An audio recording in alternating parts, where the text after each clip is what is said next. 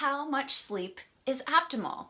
I don't know if you're watching this because you have trouble sleeping, but I have a history of PTSD and anxiety, so I've always had trouble sleeping since I was about 18 years old. So this pattern really got worse and is still kind of that way. After I adopted two of my kids, I wasn't pregnant, so I was never up and down, and then all of a sudden we got these newborn babies and I didn't sleep anymore. So I feel like that pattern has affected the way that I do things. It's affected my ability to do things in a clear manner, with a clear mind. I'm a little bit more sluggish sometimes, and so I really got digging deeper into sleep and how much sleep we actually need. What's the optimal sleep time? And this kind of scared the crap out of me, so hang with me for a second. But if we haven't met before, my name's Erin Cook, and I'm the creator of Find Your Free Time, where I help busy people just like you find freedom and joy again in simplifying and systematizing their daily lives and their businesses. So if you need help with time management, go to findyourfreetime.com. That's my free course. But let's talk about sleep.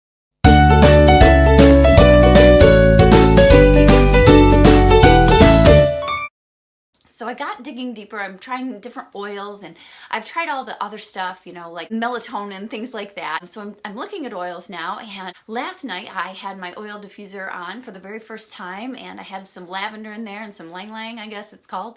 And I had horrible nightmares. So I got looking at all these studies, and I found this study on how much sleep we should actually get, because I was kind of curious. I'm averaging maybe about 5 or 6 hours a night. So this study was from a reputable university, and what they did was for 2 weeks they had 3 groups of people do this study. So the first group slept 6 hours a night, no more, no less.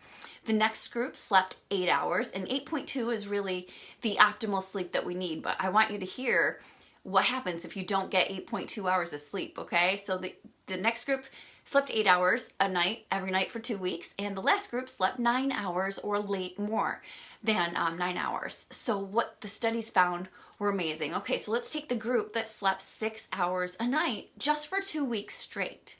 They came in and they had them testing on different skills and activities. They were comparing all these groups, and the people that were sleeping 6 hours a night were performing as if they had the blood alcohol level of 0.1%, which is legally drunk.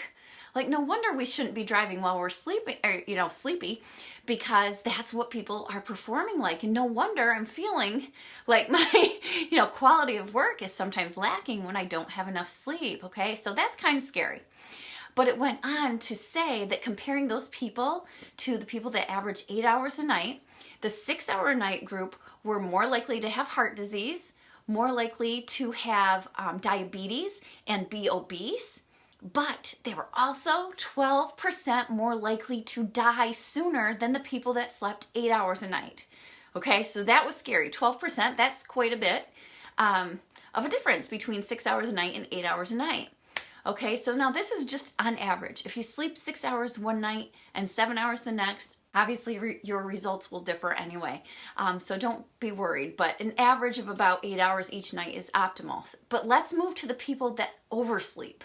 Okay, so those people that slept 9 hours or more, okay, so I'm not doing too bad now when I tell you this. They also were at risk of having diabetes, having obesity, and also having heart disease. But compared to the people that get 8 hours of sleep every night, people that oversleep 9 hours or longer are 30% more likely to die than the people that sleep 8 hours a night. Okay, that's huge. Now, my thinking, and tell me if you agree, is that the people that tend to oversleep all the time may be people that are less motivated and things like that, which can also lead to those other factors. But being 30% more likely to die is huge in my book, okay? So those statistics scared me, so I just wanted to share them with you. So 8.2 hours of sleep is optimal. They, did all the actual studies and figured out the actual time. So that's great. So if you're like me and you are sleep deprived, I encourage you to investigate that, because it really does affect the performance of what you do each day, whether it's your job or whether it's taking care of your kids. Maybe you're sluggish and you're too lazy to get up and check on them if they're not making any noise.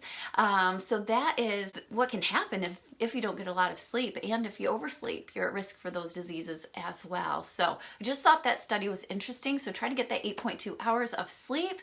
And again, if you need more time to reach your goals and to work on your sleep and to research things like this to better yourself in life, go ahead to findyourfreetime.com. That's my free program where I teach people like you how to systematize their lives and their businesses, if you own one as well, so that you can find 1 to 2 hours of freedom every single day to do what it is you want to do. Again, that's findyourfreetime.com. And if you're new, I would love it if you could follow this page. That would be awesome. And give me a thumbs up or thumbs down on this video. Either one is great. I need your feedback. And you can also leave a comment below. Until next time, take care, God bless, and we'll talk to you soon.